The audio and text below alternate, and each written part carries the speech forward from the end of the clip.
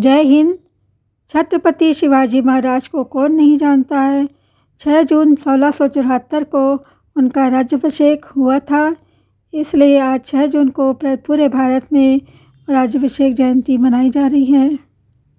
शिवाजी महाराज एक ऐसे साहसी और संकल्पित योद्धा थे जिन्होंने 17वीं शताब्दी में हिंदी स्वराज्य के संस्थापक के रूप में ऐतिहासिक कार्य किया और बहुत ज़्यादा भव्यता के साथ वह छत्रपति सर्वोच्च संप्रभु के रूप में सिंहासन पर बैठे। छत्रपति शिवाजी महाराज का राज्याभिषेक भारतीय इतिहास का एक महत्वपूर्ण मोड़ था, जिससे इस संप्रभु और शक्तिशाली हिंदू साम्राज्य की नींव पड़ी। ये साम्राज्य गुप्त, मौर्य, चोल, अहोम और विजयनगर साम्राज्य की तरह शक्तिशाली, सुसंगठित और सुशासित था। छत्रपति शिवाजी महाराज के राज्याभिषेक के 350वें वर्ष की स्मृति को शीर्षक पंचांग के अनुसार शिव राज्याभिषेक सोहला, महाराष्ट्र में कार्यक्रम को सोहला बोलते हैं, इसके रूप में जाना जाता जा रहा है। हिंदों की चोटी और गरीब की रोटी बेटी के रखवाले शिवाजी सांस्कृतिक राष्ट्रवाद के अग्रदूत थे।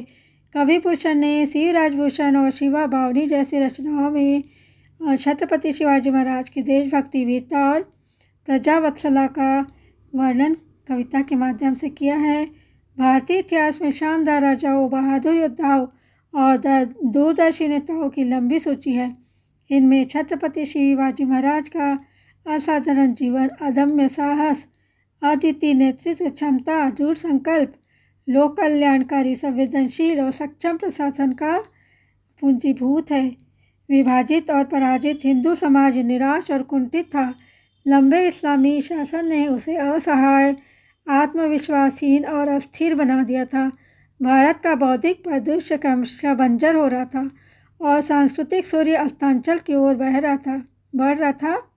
ऐसे में मलेच्छाक्रांत देशेषु जैसे विषम वातावरण में भारत माँ के देशभक्त सपूत शिवाजी का उदय धूमकेतु की तरह होता है।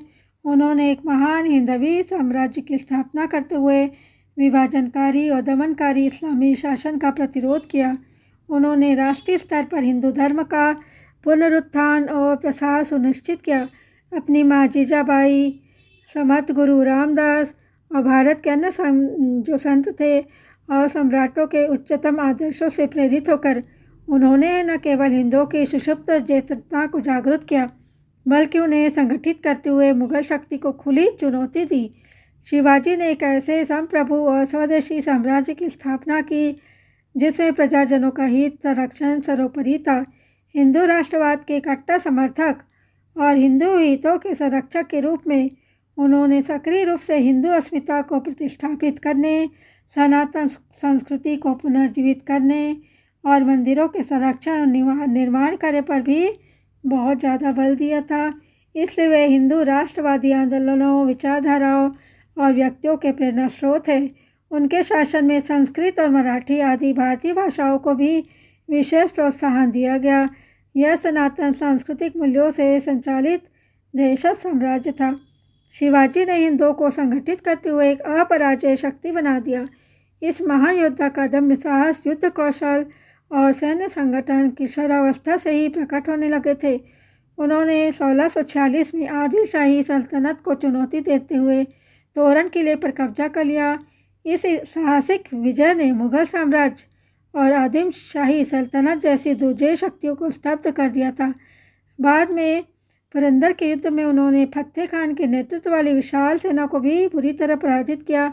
प्रतापगढ़ की लड़ाई में शिवाजी की सेना ने बीजापुर सल्तनत की सेना पर विजय प्राप्त की।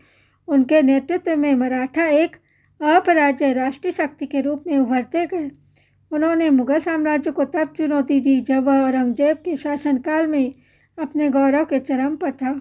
उन्होंने औरंगजेब के जबरन धर्मांतरण द्वारा भारत के इस्लामीकरण के एजेंडे का सक्रिय विरोध करते हुए गैर मुस्लिमों के धर्म और संस्कृति का संरक्षण किया।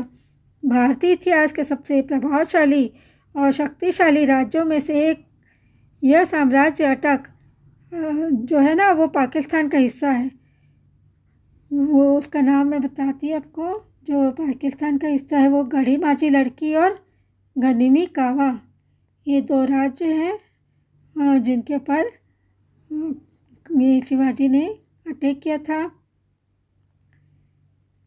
तो शिवाजी के नेतृत्व ने उनकी सेना ने में जो है वो अनूठी रणनीतियों का प्रयोग किया। उनकी अपरंपरागत गुरिल्ला युद्ध, जिसको गनिमी कावा की रणनीति और जांबाजी युद्ध के मैदान में उनकी जीत की आधारशिला थी।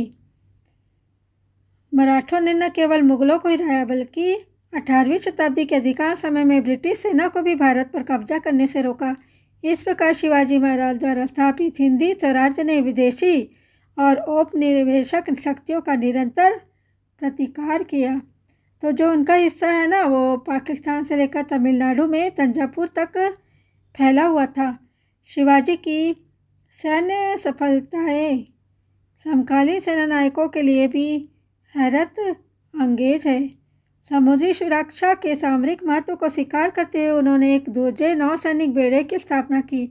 उन्होंने अरब सागर को नियंत्रित करने और अपने साम्राज्य के तटीय क्षेत्रों को सुरक्षित करने के महत्व को समझाते हुए ऐसा किया। उनकी नौसेना ने न केवल कोंकण तट को समुद्री खतरे से बचाया बल्कि हिंद महासागर के व्यापार मार्गों में यूरोपीय शक्तियों के प्रभुत्व को भी चुनौती दी। उन्होंने छोटे छोटे किलों का एक रणनीतिक नेटवर्क संजाल बनाते हुए गढ़ीमाजी लड़की या किले हमारी ताकत है का सूत्र वाक्य दिया। इन किलों ने सेना के लिए महत्वपूर्ण संचालन केंद्रों के रूप में कार्य किया। इसमें से अधिक साधन संपन्न, शक्तिशाली और स्थापित शत्रु शक्तियों को चुनौती देने और उनको नियंत्रित करने में वे सक्षम हुए। इस साम्राज्य की विशेषता सैन्य विजय के अलावा सुशासन के क्षेत्र में भी थी। उन्होंने परिवर्तनकारी सुधारों की शुरुआत की। स्थानीय शासन, स्वशासन, त्वरित और निष्पक्ष न्याय प्रणाली और सुव्यवस्थित और समुचित राजस्व संग्रह उनके सुशासन की आधारशिला बने। सत्ता के विकेंद्रीकरण और शासन के जनतंत्रीकरण के द्वारा लोक कल्याण, सम्मान और सुरक्षा हिंदवी स्वराज्य की पहचान थे। वे वास्तव में सबका साथ, सबका विकास में आस्था रखते थे और उसी नीति का अनुसरण करते हुए थे। उन्होंने व्यक्ति केंद्रित शासन के स्थान पर व्यवस्था आधारित शासन के सृजन पर बल दिया। एक उल्लेखनीय पहल थी उनकी अष्टप्रधान या जिसको बोलते हैं 8 मंत्रियों की परिषद का गठन। इस परिषद में विभिन्न क्षेत्रों के विशेषज्ञ शामिल थे। नीति निर्माण और कार्यान्वयन में उनकी निर्णायक भूमिका होती थी।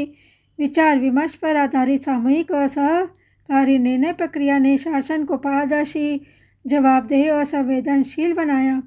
इसके अलावा राजस्व आकलन की नई प्रणाली भी शुरू की गई, जिसमें कर आकलन और संग्रह की निष्पक्ष और पारदर्शी व्यवस्था विकसित की गई थी। इस नई व्यवस्था ने समुचित राजस्व संग्रह सुनिश्चित करते हुए भ्रष्टाचार को नियंत्रित किया। इस व्यवस्था के निर्माण में दादाजी कोंडदेव की भूमिका महत्वपूर्ण थी। भूमि माप के मानकीकरण और मिट्टी के प्रकार के आधार पर उपज का अनुमान लगाने की शुरुआत की गई। आर्थिक विकास के लिए किसानों को बंजर भूमि पर खेती करने के लिए प्रोत्साहित किया गया। बेरोजगार किसानों को कृषि उद्यम शुरू करने के लिए राजस्व भी दिया गया। इन नीतियों से किसानों, कारीगरों और व्यापारियों को बड़ी राहत मिली। अर्थव्यवस्था में क्रमिक वृद्धि से हिंदी स्वराज्य न सिर्फ शक्तिशाली बना बल्कि समृद्ध और विकसित भी हुआ। इन प्रशासनिक व्यवस्थाओं ने आधुनिक भारत की शासन प्रणाली पर भी व्यापक प्रभाव डाला। हिंदवी स्वराज्य मूलतः स्वशासन पर आधारित था, जिसमें स्थानीय समुदाय के सशक्तिकरण और जो भागीदारी है ना, उन पर जोर दिया गया था। उन्हें अपने मामलों को संचालित करने और निर्णय लेने की सहायता दी गई।